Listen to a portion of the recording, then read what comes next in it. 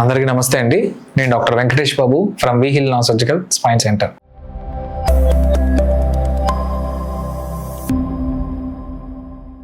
So ఈ రోజు వీడియోలో ప్రతి వెన్నుపూస సమస్యలకి ఎంఆర్ఐ తప్పనిసరా. సో చాలా మంది పేషెంట్స్ నన్ను అడుగుతున్నారండి, నా నడుము నొప్పి వచ్చింది, ఒక 2 months బ్యాక్ ఎంఆర్ఐ తీపించుకున్నారు, మళ్ళీ ఎంఆర్ఐ తీయండి సార్, లేదంటే 3 months బ్యాక్ తీపించుకున్నాను, ఇలా రిపీటెడ్ గా నన్ను ఎంఆర్ఐ తీపించండి లేదా రాసి ఇవ్వండి అని అడుగుతున్నారు. సో వాళ్ళ కోసం నేను ఈ వీడియో చేస్తున్నాను. అండ్ అందరికీ అర్థం అవ్వాలి, ఎంఆర్ఐ ఎప్పుడు తీపించుకోవాలి, ఎప్పుడు తీపించుకోకూడదు అని ఒక క్లారిటీ రావాలని కోసం ఈ వీడియో చేస్తున్నాను. లాస్ట్ వరకు చూడండి, మీకు ఒక మంచి ఇన్ఫర్మేషన్ దొరుకుతుంది. సో జనరల్ గా ఎంఆర్ఐ స్కాన్ అంటే ఏంటి? ఎంఆర్ఐ స్కానింగ్ అంటే అది దేనికి వల్ల ఉపయోగపడుతుంది అంటే, ఏదైనా లోపల డీప్ స్ట్రక్చర్స్ అంటే లోపల ఉన్న ఏరియాస్ ఏదైతే ఉన్నాయో, అంటే కండరాలైనా కానివ్వండి, నరాలైనా కానివ్వండి, డిస్క్లైనా కానివ్వండి, వీటిని చూసి ఏమైనా ఇబ్బంది ఉందా అని తెలుసుకోవడం కోసం ఎంఆర్ఐ స్కాన్ అనేది ఉపయోగపడుతుంది. జనరల్ గా ఫర్ ఎగ్జాంపుల్ మీరు ఏదైనా కింద పడ్డారు, లేదంటే కాలు బెనికింది, లేదంటే కాలు ఏదైనా ఫ్రాక్చర్ అయిందా, విరిగిందా అని ఒక డౌట్ ఉంది అంటే ముందుగా డాక్టర్ ఏం చేస్తారు? ఎక్స్రే పెడతారు. అది ప్రైమరీ ఇన్వెస్టిగేషన్ అండి. సో ఆ ఎక్స్రేలో అంతా బానే ఉంది, లేదంటే ఇంకా అయినా కూడా నొప్పి ఉంటుంది అంటే కనుక సిటీ స్కాన్ లో చూస్తారు. అంటే బోన్ 3D డైమెన్షనల్ అంటాం అనమాట. సో దాంట్లో కూడా బానే ఉంది, ఒక సస్పెక్ట్ ఉంది అంటే ఏదైనా నరం ఇన్వాల్వ్మెంట్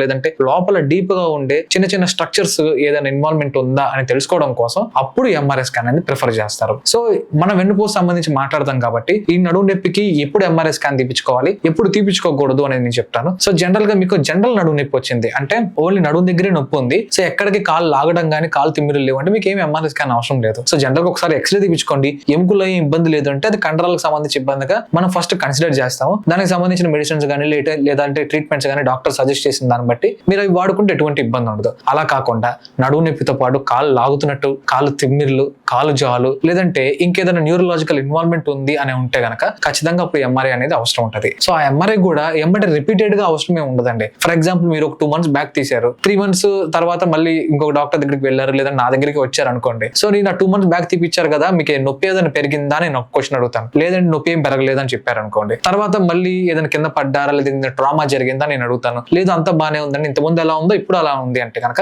ఎటువంటి ఎంఆర్ఐ అవసరం లేదు. అలా 6 months 8 months అయినా కూడా ఎంఆర్ఐ అవసరం లేదు. అన్లెస్ మీరు ఏదైనా కింద పడిపోయి ఏదైనా పెద్ద ఇబ్బంది జరిగితే కనుక అంత చేంజెస్ అనేవి సడన్ గా ఎంఆర్ఐ స్కాన్ లో అయితే రావండి. సో బెటర్ నేను చెప్పేది ఏంటి అంటే, మీకు నిజంగా ఎంఆర్ఐ స్కాన్ అవసరం ఉందా లేదా అనేది ఒకసారి ఆలోచించుకొని, అండ్ ఆల్సో ఖచ్చితంగా తిప్పించాలని డాక్టర్స్ చెప్తే కనుక మీరు దాన్ని కన్సిడర్ చేయండి. అంతేగాని మీరంతటి మీరు వెళ్ళి డాక్టర్ కి మీరు ఏం ట్రీట్మెంట్ చేయాలి, లేదంటే ఏ స్కానింగ్ రాయాలని మీరే చెప్పేస్తే వాళ్ళ డయాగ్నోసిస్ అనేది కొంచెం దారి మారే అవకాశం ఉంటుంది అనమాట. సో బెటర్ ఇది దృష్టిలో పెట్టుకోండి. ఖచ్చితంగా అవసరం ఉంటేనే ఎంఆర్ఐని ప్రిఫర్ చేయండి. మీకు అది నిజమైన అవసరం ఉందా లేదో మీరే తెలుసుకోండి. సో మీకు కనుక ఇంకా ఏదైనా డౌట్స్ ఉంటే కమెంట్ సెక్షన్ లో తెలపండి, ఖచ్చితంగా రిప్లై ఇవ్వడానికి ట్రై చేస్తాను. Thank you.